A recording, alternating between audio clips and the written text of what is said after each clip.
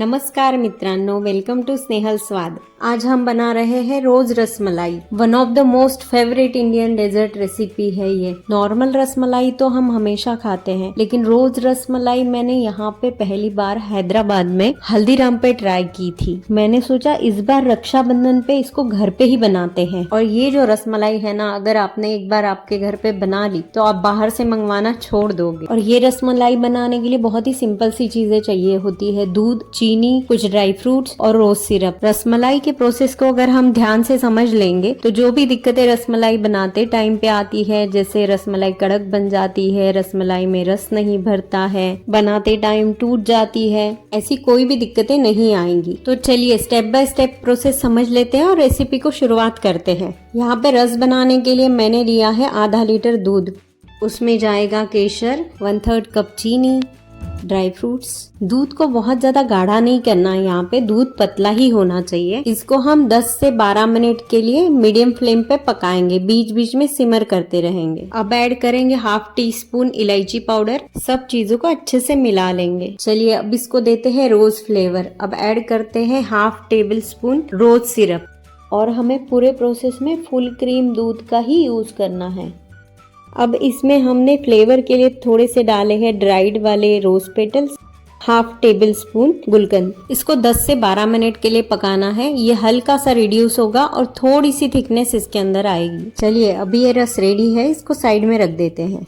और अब छेना बनाने के लिए हमने लिया है 1/2 लीटर दूध। इसको हम गर्म करने के लिए रख देंगे और तब तक हम बना लेंगे एक सॉल्यूशन। उसके लिए हमने एक बोल में लिया है 1 table spoon white vinegar and 1 table spoon पानी। दोनों को अच्छे से मिला लेंगे। ये अब दूध भी उबल गया है, गैस को हम फटाफट बंद कर देते हैं और इसके बाद हम इसको 2 मिनट तक हल्का सा ठंडा होने देंगे। ध्यान रहे हमें तुरंत इसमें विनेगर का सॉल्यूशन नहीं डालना है, अदरवाइज हमारा छेना हार्ड बनेगा। इस स्टेज पे हम लोग ऐड करेंगे 1 table spoon of rose syrup. अब दूध का टेम्परेचर हल्का सा नीचे आ चुका है। अब हम विनेगर और पानी के सॉल्यूशन को धीरे धीरे ऐड करेंगे और हल्के हाथों से स्टर करते रहेंगे। ध्यान रहे विनेगर और पानी का सॉल्यूशन स्पून बाय स्पून धीरे धीरे ऐड करना है, एक साथ ऐड नहीं करना।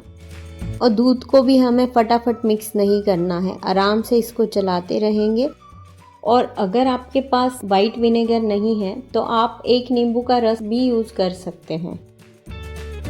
देखिए अब दूध फट गया है और छेना रेडी है। इस छेने को हम लोग अभी छान लेंगे। अब तुरंत ही हमें उसके अंदर ठंडा पानी ऐड करके उसके कुकिंग प्रोसेस को स्टॉप करना है और छेना को अच्छे से धो लेना है, जिससे कि विनेगर का खट्टापन उसमें से निकल जाए।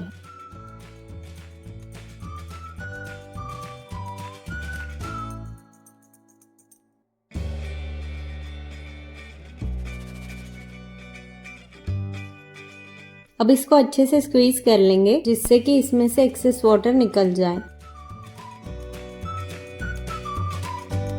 बहुत ज्यादा स्क्वीज नहीं करना है। अब इसको हम छन्नी में ही छोड़ देंगे, उसके ऊपर एक वजन रख देंगे और 7 से 8 मिनट के लिए इसको रहने देंगे। 7 से 8 मिनट के ऊपर हमें इसको नहीं रखना है, नहीं तो इसमें से पूरा पानी निकल जाएगा। अब एक परात में हम इसको निकाल लेंगे। छेने को जब मैं टच कर रही हूँ, इसके अंदर हल्का हल्का मॉइस्चर है, ये बहुत इंपॉर्टेंट है। छेने को इस तरीके से क्रम्बल कर लेंगे। इसके बाद हमें छेना को हाथ के ये वाले हिस्से से मसलना है। अब थोड़े थोड़े पोर्शन को हम इस तरीके से मसल के छेना को स्मूथ कर लेंगे। इस पूरे प्रोसेस को हमें 6 से 7 मिनट तक करना है। स्मैश करते टाइम पे इसको इतना नहीं स्मैश करना है कि इसमें से पूरा घी रिलीज हो जाए। देखिए इसमें से पूरा घी एकदम से अलग नहीं हो गया, जितना मेरे हाथों पे फैट लगा उतना ही है। इस तरीके से इसको स्मूथ कर लेंगे। अब इसमें हम 1/2 टीस्पून मैदा ऐड करेंगे, ताकि जो मॉइस्चर है वो बैलेंस हो जाए और थोड़ी सी बाइंडिंग आ जाए। 1/2 लीटर दूध के लिए 1/2 टीस्पून मैदा, इतना ही डालना है। इससे ज्यादा डालेंगे तो फिर रसमलाई हार्ड हो जाएगी। मैदा डालने के बाद अच्छे से इसको मिला लेंगे। अब छेना मलाई बनाने के लिए रेडी हो गया है। इसको एक कपड़े से ढक के 4 से 5 मिनट के लिए साइड में रख देंगे। अब हम चाशनी बना लेते हैं। उसके लिए लेंगे 4 कप पानी और 1/3 कप शुगर। अब जाएगा इसमें 1/2 कप रोज सिरप। अब इसको हल्का सा स्टर करेंगे और इसको लो फ्लेम पे पकने देंगे। चाशनी को हमें गाढ़ा बिल्कुल भी नहीं करना है, बस चीनी डिजोल्व हो जाए और हल्की सी चाशनी पक जाए। अब मलाई की टिक्की बना लेंगे। दोनों हथेलियों के बीच में थोड़ा सा छेना का पोर्शन रख के हम इसको शेप कर लेंगे। ये देखिए, ऐसी छोटी छोटी टिक्कियां बनानी है क्योंकि ये पकने के बाद और फूल जाएगी। ऐसे ही हमें सारी रसमलाई को शेप कर लेना है। देखिए, हमारी टिक्कियां बिल्कुल स्मूथ बनी है, बिल्कुल भी उसके ऊपर क्रैक्स नहीं है। ये बहुत इम्पोर्टेंट है। सारी मलाई को हमने शेप कर लिया है। अब हमारी चाशनी का फ्लेम हम हाई कर देंगे और एक एक करके ये टिक्कियों को हम चाशनी में डालेंगे। जैसे ही सारी रसमलाई हम इसके अंदर डाल देंगे तो 2 मिनट के लिए हमें बिल्कुल इसको हाई फ्लेम पे बिना ढके पकाना है। 2 मिनट के बाद हम देखेंगे तो ये हल्की हल्की सी फूलने लग गई है। स्पून से इसको स्टर वगैरह बिल्कुल भी नहीं करना है। 2 मिनट के बाद हमें ढककर इसको 10 से 12 मिनट के लिए हाई फ्लेम पे पकाना है। A few moments later.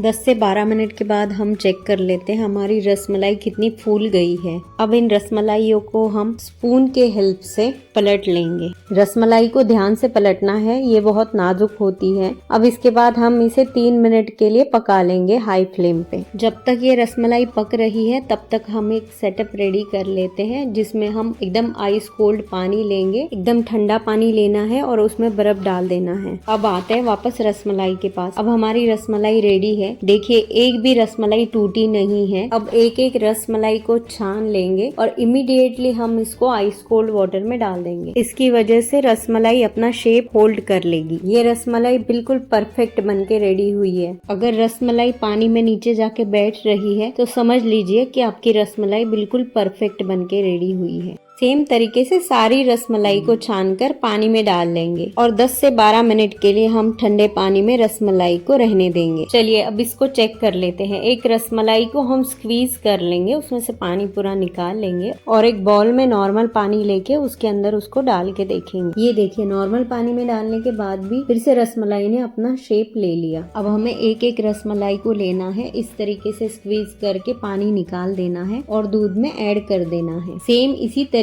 से हम सारी रसमलाई को दूध के अंदर ऐड कर लेंगे।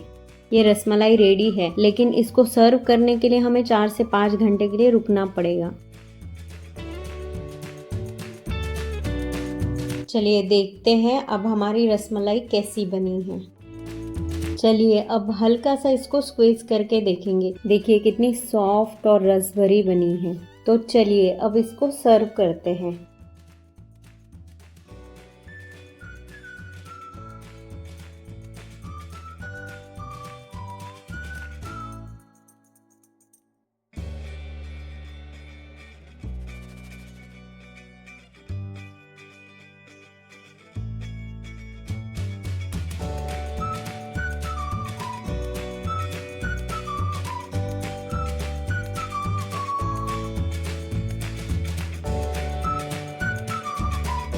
आपने देखा रसमलाई कितनी जूसी और सॉफ्ट बनी है। आप भी इसे बनाकर देखिए और मुझे फोटो ज़रूर शेयर कीजिए। And share this recipe with your family and friends. And don't forget to hit the like button. अगर आप मेरे चैनल पर नए हैं then you can subscribe to my channel for more such amazing recipes. And thank you for watching.